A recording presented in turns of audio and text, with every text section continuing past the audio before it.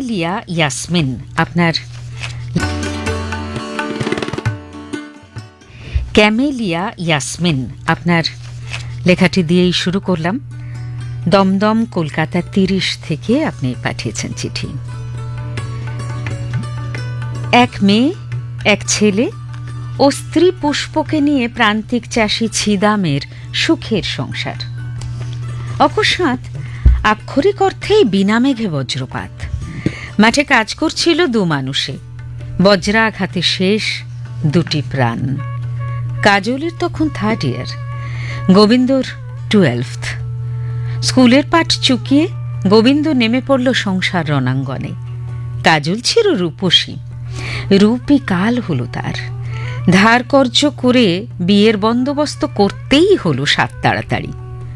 শ্বশুর বাড়ির ওরা অবশ্য খুবই বুঝদার, বললেন দেনা পাওনার টাকা ধীরে সুস্থে পরে দিলেই চলবে।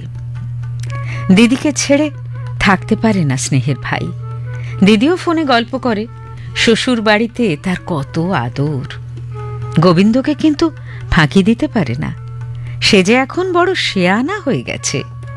অতএব সিদ্ধান্ত জমি জমা বেচতেই হবে, তালপুকুরের 1 আনা আর বাইকটাও। হ্যাঁ, যত কষ্টই হোক বেচতে হবে ওকেও। সমস্ত টাকা গোছগাছ করে গোবিন্দ চলল কাজলের শ্বশুরবাড়ির সব দেনা শোধ করতে।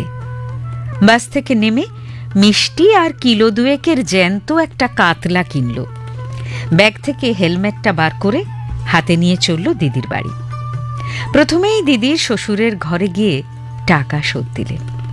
দিদির হাতে মিষ্টির প্যাকেট আর মাছটা দিয়ে বললে, জেলে কাকা আজ তালপুকুরে জাল দিয়েছিল।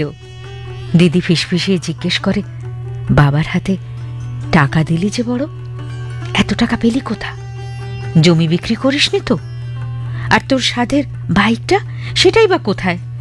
ভাই, ওটা যে তোর প্রাণের চেয়েও প্রিয় রে।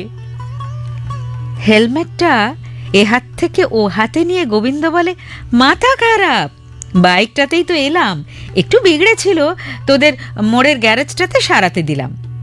কাল ওই ধান বিক্রির টাকাটা পেয়েছিলাম, সেটাই দিতে এসেছিলাম। না হলে চাষ ছেড়ে একবেলা কোথাও যাবার কি জো আছে? কোন বিশেষণ দেব এ মিথ্যার? এমন মিথ্যে কথা সৌরভেই আলোকিত হোক আমাদের সমাজ, সংসার, পরিবার। লিখলেন ক্যামেলিয়া ইয়াসমিন, দমদম কলকাতা 30 থেকে।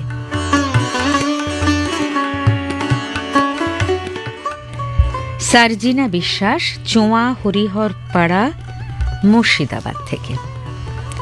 গ্রামের বদ্রু খুড়ো প্রাচীন অশ্বত্থ গাছের নিচে বসে জিরোচ্ছে। এমন সময় কানে এলো, কেমন আছো বদ্রু খুড়ো? এদিক ওদিক দেখল বদ্রু খুড়ো, জনপ্রাণী কেউ নেই। বোতলের জল ঢকঢক করে গলায় ঢালতেই আবার সেই ডাক, কেমন আছো খুড়ো? কোথাও কোনো মনুষ্যই নেই, তাহলে কি অশ্বত্থ গাছ কথা বলল? এই গল্প নিমেষে ছড়িয়ে পড়ল গ্রাম থেকে গ্রামান্তরে। কাতারে কাতারে পুরুষ মহিলা অশ্বত্থ গাছের নিচে এসে হাজির হলো। কান পেতে সকলেই শোনার চেষ্টা করতে লাগলো গাছের কথা। ক্রমশ এই বার্তা রটে গেল গ্রাম থেকে শহরে। এক মন্ত্রী রাজার দরবারে হাজির হলেন। তাকে হাঁপাতে দেখে, কি হে মন্ত্রী, এত হাঁপাচ্ছ কেন? হুজুর, একটা বড় খবর। বড় খবর? বলো কি? হুজুর, ভুবনডাঙ্গার মাঠের মধ্যে যে অশ্বত্থ গাছটা রয়েছে, সে নাকি কথা বলছে। হুজুর, হাজার হাজার লোক সেখানে জড়ো হয়েছে। দূর আহাম্মক, সব মিথ্যে কথা। গাছ কখনো কথা বলে? মিথ্যে কথা নয় হুজুর, চলুন একটিবার। গাছের কাছে গিয়ে কান পেতেও কোনো কথা রাজামশাই শুনতে পেলেন না। হুকুম দিলেন, ধরে নিয়ে আয় বদ্রু বেটাকে, মিথ্যে কথা ছড়ানোর জন্য তাকে শুলে চড়াবো। এই যে হুজুর, আমাকে শাস্তি দিন বলেই হাত জোড় করে রাজামশাই সামনে দাঁড়ালো বদ্রু খুড়ো। বদ্রু, তুই মিথ্যে কথা কেন বলেছিস? আমি মিথ্যে কথা বলিনি হুজুর, গাছ কথা বলে, তবে এখন মৌনব্রত পালন করছে। কেন মৌনব্রত কেন? হুজুর, গাছের কি অভিমান হয় না বলুন? এই গাছ এত ছায়া দেয়, বাতাস দেয়, কত পাখিদের আশ্রয় দেয়, অথচ অকাতরে সকলে তার ডালপালা কেটে নিয়ে যাচ্ছে। তাই রাজা মশাই মাথা তুলিয়ে বললেন, তা ঠিক। ওহে মন্ত্রী, আজ থেকে ঘোষণা করে দাও, গাছ কাটা বন্ধ। যে গাছ কাটবে তাকে শুলে চড়াবো। তৎক্ষণাৎ সকলে সত্যিটা অনুধাবন করে বাড়ি ফিরে গেল। বদ্রু খুড়ো গাছের গোড়ায় বসে বললে, কি হে অশ্বত্থ বাবাজি, মিথ্যে কথা বলে কত বড় একটা কাজ করলাম দেখলে তো। সার্জিনা বিশ্বাস, আপনি লিখলেন চোয়া হরিহর পাড়া, মুর্শিদাবাদ থেকে। স্বপন নন্দী, গ্রাম ও ডাক, কানপুর, হাওড়া। মিথ্যে কথা ও সত্যি কথা, নর্থক ও ইতিবাচকের বিপরীতধর্মী সম্পর্ক আমাদের বহতা জীবনে তার সূত্র।